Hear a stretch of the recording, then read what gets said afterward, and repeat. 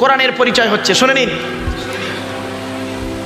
এ কোরআন আল্লাহর তরফ থেকে জিবরাইলের মাধ্যমে হযরত মুহাম্মদ সাল্লাল্লাহু আলাইহি ওয়াসাল্লামের উপরে আরবের মক্কা নগরের নিকটবর্তী একটি গোয়াটির নাম হলো হেরা। হেরা নামক গোয়াতে 610 খ্রিস্টাব্দে 1 ফেব্রুয়ারি সোমবার, কত খ্রিস্টাব্দ? কত খ্রিস্টাব্দ বললাম? 610 খ্রিস্টাব্দ 1 ফেব্রুয়ারি সোমবার। আর আজকের কত খ্রিস্টাব্দ? ক তারিখ? নভেম্বর মাসের 2 তারিখ 2024 খ্রিস্টাব্দ। কি বার? শনিবার। মাইনাস প্লাস করুন, পেয়ে যাবেন কবে কোরআন এসছে। 610 খ্রিস্টাব্দে 1 ফেব্রুয়ারি সোমবার কোরআনের প্রথম আয়াত নাজিল হলো ইকরা। এই কোরআনের ভিতরে কি রয়েছে? 30টা পারা, 540টা রুকু, 114টা সূরা, 14 থেকে 15খানা সাজদা, 7টা মানজিল, 8 থেকে 12খানা সাকতাম, 6666টা আয়াত, 3,23,215টা অক্ষর। এ কোরআন 22 বছর 9 মাস কয়েকদিন, কম বেশি 23 বছর ধরে কোনো ঘটনাকে কেন্দ্র করে, কোনো ব্যক্তিকে কেন্দ্র করে, কোনো বস্তুকে কেন্দ্র করে, কোনো জায়গাকে কেন্দ্র করে কোরআনের আয়াতগুলো নাজিল হয়েছে। 6000 আয়াত নাজিল হয়েছে, 12,000 জায়গায় নাজিল হয়েছে। কটা জায়গার নাম জানেন? মক্কা আর মদিনাই জানেন।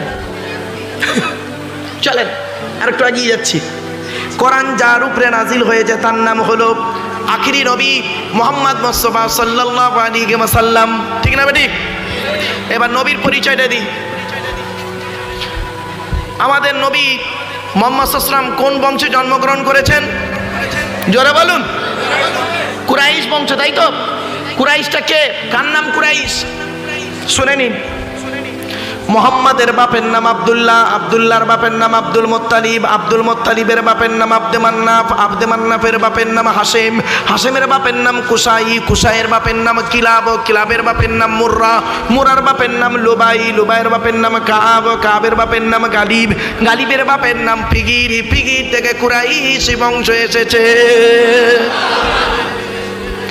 নবীর বাপের নাম আব্দুল্লাহ, মায়ের নাম আমিনা, দাদার নাম আব্দুল মুত্তালিব, দাদির নামটা কি? নেতিলা বিনতে খব্বাব ব্রাকেটে ফতেমা, কেউ বলেছেন সামিরা। নবীর নানার নাম হলো আব্দুল ওয়াহাব জুহরি, নবীর নানির নাম হলো বারিরা বাবাররা, নবীর দুধমার নাম হলো হালিমা, নবীর দুধ বাপের নাম হলো হারেস, নবীর দুধ ভাইয়ের নাম আব্দুল্লাহ, নবীর বাপের নাম আব্দুল্লাহ, নবীর দুধ ভাইয়ের নাম আব্দুল্লাহ। দুটো জন এক করে ফেলবেন না। নবীর জন্ম 570 খ্রিস্টাব্দে। ইংরেজি কি মাস ছিল? 29শে আগস্ট। আরবি মাস ছিল রবিউল আউয়াল মাস, 12 তারিখ, মতান্তরে 9 তারিখ, সোমবার শবে সাদেকের সময় আরবের মক্কা নগরী কুরাইশ বংশে নবীর জন্ম। নবীর বাপেরা হলো 10 ভাই, নবীর মায়েরা হলো 19 বোন। নবীর 9টা চাচা, কটা কটা কটা? 9টা চাচা, 18টা খালা, 6টা ফুফু, 7টা ছেলে মেয়ে। আপনি নবী নবী করছেন, সে নবীর পরিচয়টা জানবেন না? কেমন নবী ভক্ত আপনি? কোরআনের পরিচয় জানবেন না? সৃষ্টিকর্তার পরিচয় জানবেন না? এটা তো ঠিক না। চলুন, নবীর 9টা চাচা, 9টা চাচার নাম কি শুনুন। বড় চাচার নাম হলো হারেস, কি বললাম?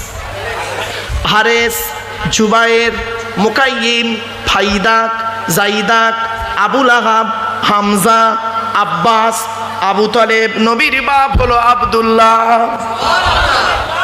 কই আবু জাহালের নাম তো এখানে নেই। আবু জাহালের নাম তো নেই এখানে। তাহলে আবু জাহাল নবীর চাচা নয়। আমরা বাজারে ওয়াজ করে বেড়াই আবু জাহাল নাকি নবীর চাচা। শোনেননি বাবা? হ্যাঁ, নবীর কোন কোন দাদুর ছেলে ওটা? আবু জাহালটা। এই জন্য বলি বাবা, আলেমের ওয়াজ শুনবেন, আলেমের ওয়াজ শুনবেন, অনুরোধ করে বলে যাচ্ছি। তাহলে আবু জাহালের পরিচয়টা কি শুনে নিন। বলবো? হ্যাঁ, শুনে নিন। আবু মানে পিতা, জাহাল মানে মূর্খ, মূর্খের পিতা। এই মূর্খের পিতা কথাটা কে বললো? ওকে আল্লাহর নবী ওকে এই সার্টিফিকেটটা দিয়েছিলেন। এবার ওর অরিজিনাল নাম কি? আমির বিন হিসাম। কি বললাম? কি বললাম? আমির বিন হিশাম, ওর বাড়ি কোথায়? সিরিয়ায়। ওর বাপ হলো একজন মেথর, মা হলো একজন চরিত্রহীনা নারী। আর নবী ওর লানতের সার্টিফিকেট দিলেন, মূর্খের পিতা। তাহলে মোট কি দাঁড়ালো? যার নাম হলো আমির বিন হিশাম, বাড়ি হলো সিরিয়ায়, বাপ হলো মেথর, মা হলো চরিত্রহীনা নারী, আর নবী ওর লানতের সার্টিফিকেট দিলেন, মূর্খের পিতা। তুমি তাকে নবীর চাচা বলে বাজারে চালিয়ে দিলে। হয়েছে? আমার বাপেরা এই জলসাটা প্রতিষ্ঠিত করেছিলেন যারা না দুজন, তাই তো নাকি?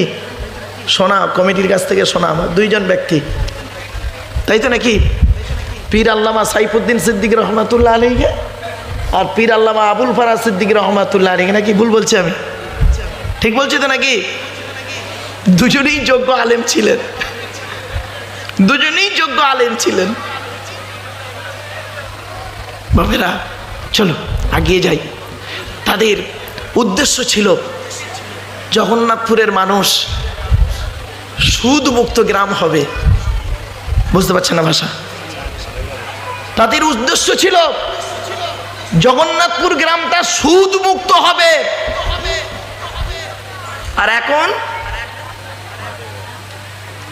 পাড়ায় বন্ধন টন্ধন চলছে। হ্যাঁ,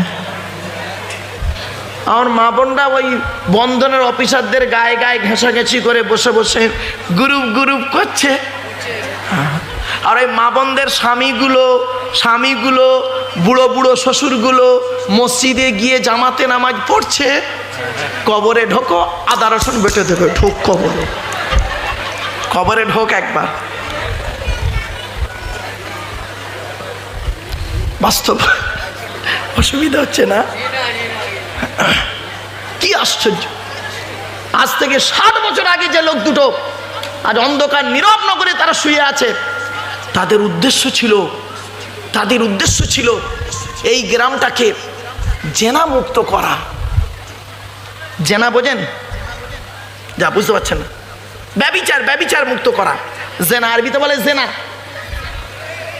আর এখন এই যুবক ছেলেরা, আজ থেকে 30 বছর আগে, শুনে নিন, রাগ করবেন না কেউ, এই বয়োজ্যেষ্ঠ লোকেরা বুঝবেন, সব সাদা মাল, বুঝলেন? সব সাদা। মেহেন্দি করেছি তাই লাল হয়ে আছে, তাও এখানে দু একটা বেরিয়ে পড়েছে, ধরা পড়ে গেছে। চলো